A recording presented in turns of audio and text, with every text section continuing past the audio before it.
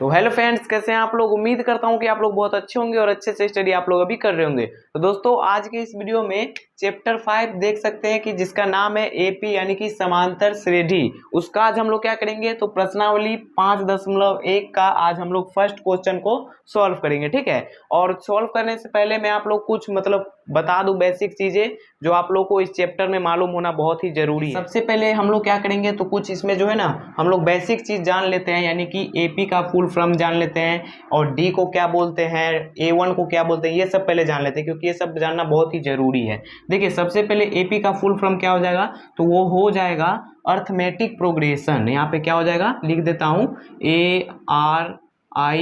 ARITH अर्थमेटिव METIV arithmetic progression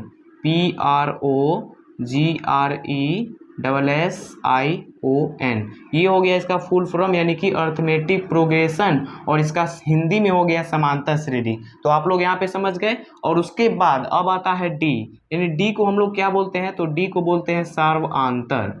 सार्वआंतर यानी D को हम लोग क्या बोलते हैं, तो सार्वआंतर बोलते हैं। और कभी कभी जो है ना पदांतर भी लिखा होगा, पदांतर, कभी कभी पदांतर भी बुक में लिखा होगा, तो आप लोग घबराइएगा नहीं, वो हम लोग डी को ही बोलते हैं। अब आता है यहाँ पे कि A1 को क्या बोलते हैं हम लोग, यानी कि इस 5.1 में जो है यही सब का प्रयोग होगा, इसीलिए मैं आप लोग को बता रहा हूँ। A1 का हो गया, हम A1 को क्या बोलते हैं, या फिर ए बोलिए या फिर A1 बोलिए, बात बराबर ही है। तो ए या फिर A1 को बोलते हैं हम लोग प्रथम पद। क्या बोलते हैं, प्रथम पद। इसको इंग्लिश में बोले तो first term, FIRST first term. इसको इंग्लिश में फर्स्ट टर्म बोलते हैं और हिंदी में बोलते हैं प्रथम पद। और उसके बाद फिर A2 को क्या बोलेंगे, तो A1 को जब हम लोग प्रथम पद बोले तो A2 को क्या बोलेंगे, द्वितीय पद हो जाएगा। यहाँ पे द्वितीय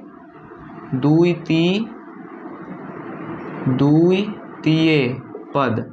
और उसके बाद A3 को क्या बोलेंगे, तो A3 को तृतीय पद बोलेंगे। और फिर A4 को क्या बोलेंगे, तो उसको चतुर्थ पद बोलेंगे। यानी कि ये बढ़ते जाएगा, जितना तक बढ़ते जाएगा। तो यहाँ पे अब आता है कि एपी कितने प्रकार के होते हैं। तो एपी कितने प्रकार के होते हैं, एपी दो प्रकार के होता है। एक होता है परिमित, एक क्या होता है, तो एक होता है परिमित और एक होता है अपरिमित। एक हो जाएगा परिमित, और उसके बाद एक हो जाएगा अपरिमित। और अब आप लोग बोलिएगा कि परिमित किसे कहते हैं और अपरिमित किसे कहते हैं। तो परिमित उसे कहते हैं जिसका अंतिम पद दिया हुआ रहता है, और अपरिमित उसे कहते हैं जिसका अंतिम पद नहीं दिया हुआ रहता है। जैसे कि अब आप लोग बोले कि अंतिम पद का मतलब क्या हुआ, तो अंतिम पद का मतलब हो गया जैसे कि एपी दिया हुआ है, इसको हम लोग क्या बोलते हैं, परिमित एपी, और एक हो गया अपरिमित एपी, ठीक है। और एपी जैसे कि मान के चलिए दिया हुआ है यहाँ पे 2, 4, 6 और 8, फिर दिया है डॉट, फिर यहाँ पे 10 दे दिया।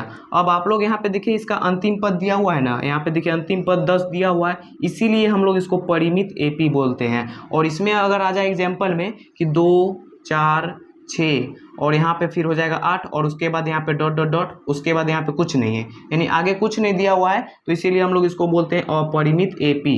यानी लास्ट में नंबर जो है ना नहीं दिया हुआ है, इसको मतलब हम लोग अपरिमित एपी बोलते हैं इसीलिए। और इसको मतलब बोलते हैं परिमित एपी। इसका और एक एग्जाम्पल हो जाएगा, जैसे कि यहाँ पे 2 फिर 6, यानी बीच में 4 का गैप चल रहा है, तो यहाँ पे 10 हो जाएगा, फिर यहाँ पे हो जाएगा 14। यानी कि अब यहाँ पे आप लोग देख सकते हैं कि 14 पर आके यहाँ पे रुक गया। इसको अब हम लोग परिमित एपी बोलेंगे, क्यों, क्योंकि यहाँ पे ये लास्ट मतलब पद दिया हुआ है। और यहाँ पे अगर मान के चलिए यहाँ पे देख लीजिए कि यहाँ पे हो जाएगा 2, फिर हो जाएगा 6 और फिर हो जाएगा यहाँ पे 10, और फिर डॉट आ जाएगा, फिर यहाँ पर नहीं हुआ क्योंकि इसको हम लोग अपरिमित एपी इसलिए बोलते हैं क्योंकि इसका लास्ट पद नहीं दिया हुआ है। तो आप लोगों ने समझ लिया कि परिमित एपी किसे कहते हैं और अपरिमित एपी किसे कहते हैं। तो चलिए आप लोग क्या कीजिए, अब मतलब बेसिक चीज़ें यहाँ पे अब हम लोग सारा जान लिए। अब आइए डायरेक्ट क्वेश्चन लेते हैं और क्वेश्चन को मतलब समझते हैं। आप लोग एक बार स्क्रीनशॉट मार लीजिए। तो आप लोग को यहाँ पे स्क्रीन पे दिख रहा होगा, आप लोग वहाँ पे क्वेश्चन पढ़िए, ठीक है। देखिए क्वेश्चन है हमारे पास कि निम्नलिखित स्थितियों में से किन स्थितियों में संबंध संख्याओं की सूची एपी है और क्यों।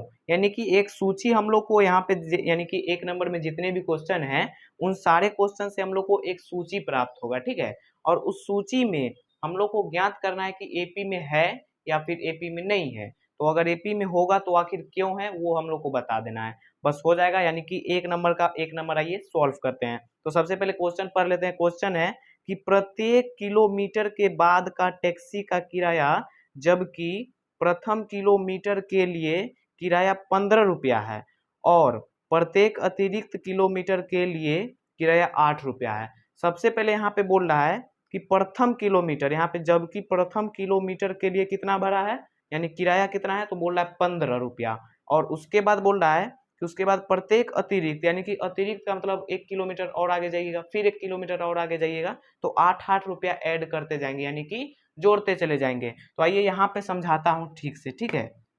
यहाँ पे देखिए फर्स्ट, यहाँ पे ये फर्स्ट किलोमीटर हो गया और उसके बाद फिर ये आ गया यहाँ तक। ये फर्स्ट किलोमीटर का बोल रहा है किराया कितना है, तो 15 रुपया है। अब उसके बाद फिर यहाँ पे मान के चलिए यहाँ पे दूसरा किलोमीटर तक गए तो यहाँ पे क्या हो गया कि 15 + 8 हो जाएगा। 15 + 8, 8 क्यों हुआ, क्योंकि यहाँ पे बोल रहा है प्रत्येक अतिरिक्त, यानी कि जितना भी 1-1 किलोमीटर आगे जाइएगा ना उसमें 8-8 जोड़ते चले जाएंगे। यानी कि फिर तीसरा किलोमीटर तक गए तो यहाँ पे हो जाएगा 15 प्लस में 8 फिर प्लस में 8, क्योंकि यहाँ पे 8 पहले है दूसरा में, तीसरा में है तो एक 8 और बढ़ गया। तो यहाँ पे देखिए एक हो गया 15, फिर यहाँ पे हो जाएगा, इसको जोड़ेंगे तो 15 8 कितना हो जाएगा, 15 8 23 हो गया। फिर इसको जोड़ेंगे तो 8 8 16 और 15 दूना 30 1 31 हो गया। यानी कि हमारे पास जो है A1 A2 और A3 निकल के आ गया। तो अब इससे आगे जा भी सकते हैं या फिर नहीं भी जा सकते हैं, डॉट डॉट डॉट लगा देंगे, ठीक है। तो आप लोग यहाँ पे समझ गए कि प्रथम पद, यहाँ पे प्रथम किलोमीटर का किराया दिया हुआ है 15 रुपया, तो उसमें बोल रहा है अतिरिक्त मतलब 8 रुपया करके बढ़ाते जाइएगा, यानी अतिरिक्त किलोमीटर जितना भी जाइए 8 रुपया मतलब बढ़ाते जाइए। तो 8-8 रुपया बढ़ा दिए और 3 पद निकाल लिए। 3 पद निकालेंगे तब जाके ही पता चलेगा कि एपी में है या नहीं, यानी 2 पद में पता नहीं चलेगा, ठीक है। तो यहाँ पे देखिए A1 हमारे पास कितना हो गया, A1 हमारे पास कितना है, तो A1 हमारे पास देख सकते हैं 15 है, A1 15 है। फिर A2 कितना हो जाएगा, तो A2 हमारे पास यहाँ पे 23 है तो 23 हो गया। फिर यहाँ पे A3 यहाँ पे है 31, तो A3 लिख लिए 31। और आप लोगों को तो ये मालूम ही है कि ये प्रथम पद है, ये द्वितीय है, ये तृतीय है, ठीक है। अगर A4 निकालना हो तो A4 भी यहाँ पे लिख सकते हैं, लेकिन यहाँ पे तीन कंडीशन से यहाँ पे काम हो जाएगा। तो सबसे पहले अब हम लोग क्या करेंगे, तो हम लोग को एपी में है या नहीं चेक करना है। तो उसके लिए हम लोग को D1 मतलब फॉर्मूला आप लोग को मैंने बताया था कि D1 बराबर फॉर्मूला क्या होता है, तो वो होता है A2 माइनस A1। और D2 बराबर क्या होता है, पहले D1 निकालेंगे, पहले क्या निकालेंगे, तो D1 निकाल लेंगे, उसके बाद हम लोग D2 निकालेंगे। यहाँ पे निकालेंगे D2 बराबर, इसका फॉर्मूला क्या होता है, तो A3 माइनस A2, यानी कि D1 का जो फॉर्मूला है वो दूसरा में से पहला को घटा दिए, और D2 का जो फॉर्मूला है वो तीसरा में से दूसरा को घटा दिए। यानी आप लोग यहाँ पे फॉर्मूला समझे कि D1 बराबर फॉर्मूला कैसे हुआ, तो दूसरा में से पहला घटा दिए D1 में, और D2 में क्या किए कि तीसरा में से जो है ना दूसरा घटा दिए। तो ये हो गया हमारा फॉर्मूला रेडी हो गया, यानी D1 और D2। अब आइए मान रखते हैं, यानी A2 का मान कितना है, तो 23 है, तो यहाँ पे 23 रख दिए। फिर माइनस है तो माइनस, फिर यहाँ A1 का मान 15 है तो 15 रख दिए। फिर D2 बराबर निकालते हैं, यहाँ पे देखिए कि A3 का मान कितना है, तो 31 है तो 31 रख दिए। फिर माइनस है तो माइनस, A2 का मान हमारे पास 23 है तो 23 रख दिए। अब यहाँ पे माइनस कर देंगे और हमारा चेक हो जाएगा कि ये एपी में है कि नहीं। तो देखिए 23 में से 15 घटेगा तो बचेगा 8। फिर यहाँ पर भी जो है घटेगा तो बचेगा 8 ही, क्योंकि 31 में से 23 घटेगा तो बचेगा 8, यानी कि D1 हमारे पास आया 8 और D2 भी बराबर आया, यानी कि D1 और D2 दोनों समान आया, दोनों 8 आया, देख सकते हैं आप लोग। तो यहाँ पे क्या लिखेंगे चूंकि यह सूची जो है एपी में है, एपी में है और यही हो गया इसका आंसर। मैंने आप लोग को बोला था कि जब आप लोग एपी में है चेक कर लीजिएगा। तो चेक कैसे यहाँ पे किए कि दोनों बराबर आ गया, D1 भी बराबर आ गया और D2 भी यानी कि बराबर आ गया, दोनों 8-8 आ गया, तो चेक हो गया। यहाँ पे क्वेश्चन में बोल रहा था ना कि सूची एपी है, तो एपी तो हो गया, यहाँ पे एपी हो गया यानी दोनों बराबर है। अब उसके बाद बोल रहा था और क्यों, तो क्यों के बदले यहाँ पे ये लिखे हैं कि यह सूची एपी में है और यही हो गया इसका आंसर। तो आइए क्या करते हैं, तो दूसरा प्रश्न लेते हैं और उसको अच्छे तरीके से समझते हैं। तो आप लोग इसका एक बार स्क्रीनशॉट मार लीजिएगा और कॉपी में अच्छे से नोट कर लीजिएगा। तो देखिए दूसरा क्वेश्चन अब हम लोग ले लिए हैं। अब देखिए क्वेश्चन आप लोग को यहाँ पे स्क्रीन पे दिख रहा होगा, आप लोग वहां पे पढ़िए। क्वेश्चन है कि किसी बेलन में उपस्थित हवा की मात्रा जबकि वायु निकालने वाला पंप प्रत्येक बार बेलन की शेष हवा का 1/4 भाग बाहर निकाल देता है। तो सबसे पहले यहाँ पे क्वेश्चन में क्या बोल रहा है, बोल रहा है बेलन है, तो बेलन का सबसे पहले हम लोग एक फोटो बनाएंगे। क्या करेंगे, तो एक बेलन का फोटो बना लेते हैं। तो ये हो गया एक बेलन का फोटो, ये हमारे पास क्या हो गया, तो एक बेलन का फोटो हो गया। अब आगे क्वेश्चन में क्या बोल रहा है कि बेलन में उपस्थित हवा की मात्रा, इसमें जो है हवा पूरा फुल भरा हुआ है, ठीक है। और बोल रहा है कि पंप, यहाँ पे क्वेश्चन में बोल रहा है ना कि जबकि वायु निकालने वाला पंप, तो एक पंप बना लेते हैं यहाँ पे। ये हो गया हमारे पास पंप, और नीचे जो है यहाँ पे ये एक छिद्र है, यहाँ से हवा निकलेगा, ठीक है। तो अब क्वेश्चन में बोल रहा है कि बेलन में उपस्थित हवा की मात्रा, यानी कि इसमें जो हवा पूरा फुल है उसका बोल रहा है ना कि शेष हवा का 1/4 भाग बाहर निकल जाता है। यानी कि इसमें जो जितना भी हवा है उसमें से 1/4 भाग बाहर निकल जाता है। यानी कि जितना है, हम लोग को यहाँ पे कितना है मालूम है, नहीं है, तो वही हम लोग मान लेंगे। क्या मानेंगे कि माना बेलन में उपस्थित हवा की मात्रा 1 मानेंगे। क्या मानेंगे, तो 1। तो सबसे पहले यहाँ पे क्या करते हैं, ये दूसरा प्रश्न है और यहाँ पे पहले हल लिख देते हैं और मान लेंगे। क्या मानेंगे, तो मानेंगे माना बेलन में उपस्थित हवा की मात्रा, तो हम लोग क्या मान लेंगे, तो 1 मान लेंगे। और यही हो गया 1 इसमें, यानी कि टोटल हवा फुल है कितना, तो 1 है। और ये जो 1 माने इसको यहाँ पे हो गया, यहाँ पे A1 बराबर 1 हो गया, ठीक है। यानी कि A1 भी हमारे पास निकल गया। अब क्वेश्चन में क्या बोल रहा है कि प्रत्येक बार बेलन की शेष हवा का 1/4 भाग बाहर निकल जाता है। यानी कि एक बार हम लोग यहाँ पे पंप को दबाएं, यानी एक बार पंप मारे ना, तो 1/4 भाग बाहर निकल गया। किसमें से, तो यहाँ बोल रहा है 1 में से, यानी कि 1 में से मतलब 1/4 भाग बाहर निकल गया। तो यहाँ पे क्या करेंगे कि यहाँ पे लिखेंगे कि हवा निकालने पर, यहाँ पे क्या लिखेंगे, हवा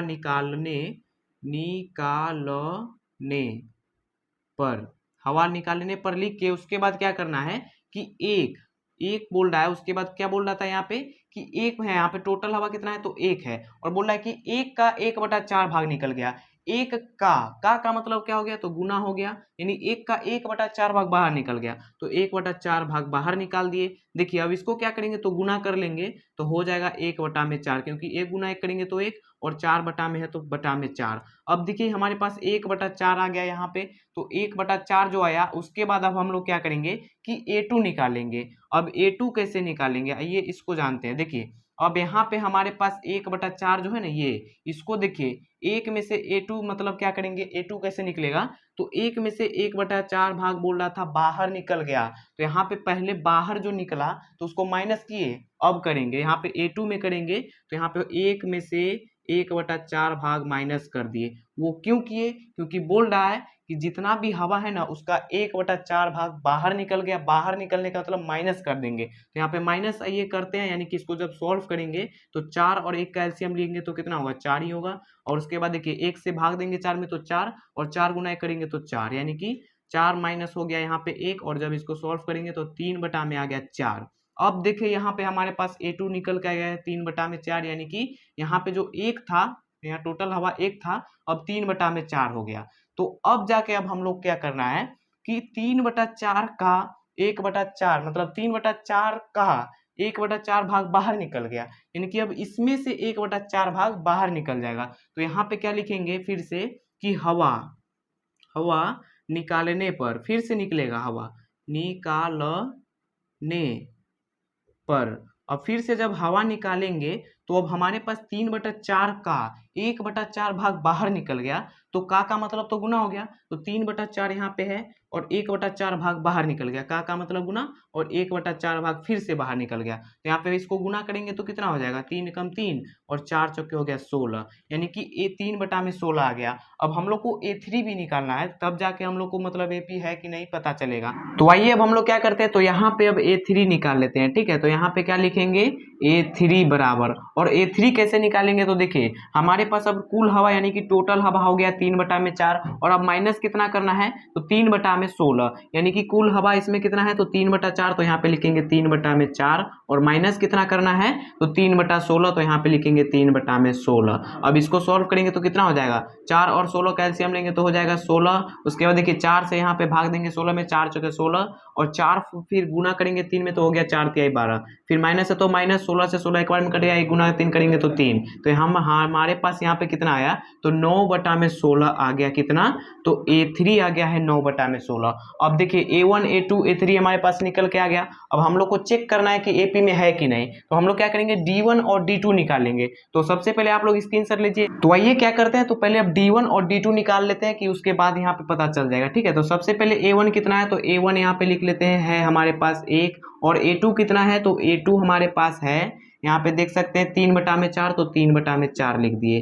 A3 कितना है, तो A3 हमारे पास आया है 9/16। अब क्या करेंगे, तो D1 निकाल लेंगे। तो D1 सबसे पहले यहाँ पे निकाल लेते हैं। D1 बराबर फॉर्मूला होता है A2 माइनस में A1। A2 हमारे पास कितना है, तो A2 हमारे पास है 3/4, तो 3/4 रख दिए, माइनस है तो माइनस, A1 1 है तो 1, और नीचे कुछ नहीं तो 1। अब 4 और 1 का एलसीएम लेंगे तो कितना हो जाएगा, 4 ही होगा। फिर 4 से 4 एक बार में कट गया, 1 गुना 3 करेंगे तो 3, फिर माइनस है तो माइनस, 1 से भाग देंगे 4 में 4, और 4 से गुना करेंगे 1 में तो 4, तो हमारे पास कितना आया है, हमारे पास यहाँ पे आ जाएगा -1/4। -1/4 कैसे आया, तो यहाँ पे देखिए माइनस का चिन्ह बड़ा है, 4 में यहाँ पे देख सकते हैं कि प्लस माइनस माइनस होता है, और माइनस का चिन्ह बड़ा है इसीलिए हम लोग माइनस लगा दिए 1 में। ठीक है, तो A1 हमारे पास यानी कि D1 जो है -1/4 आया है।